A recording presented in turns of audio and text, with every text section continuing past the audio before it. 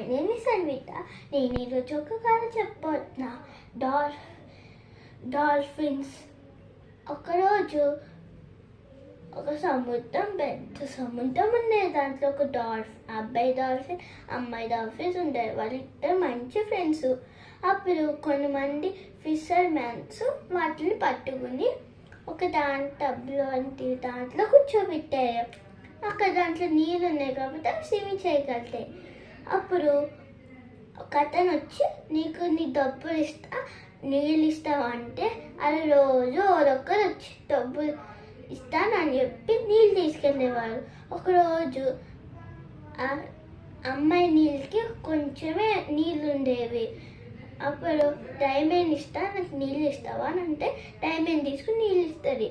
అప్పుడు ఆ నీళ్ళు వల్ల తను చచ్చిపోతుంటే అప్పుడు ఇంకొక అబ్బాయి మరమే నీళ్ళు తీసుకుని తనకి ఇచ్చి అతను చచ్చిపోయాడు. కాకపోతే ఎప్పుడు మనం డబ్బుల కోసం ఆలోచించుకోవద్దు, మన మనసు మన ఆరోగ్యం కోసం చూసుకోవాలి. Thank you.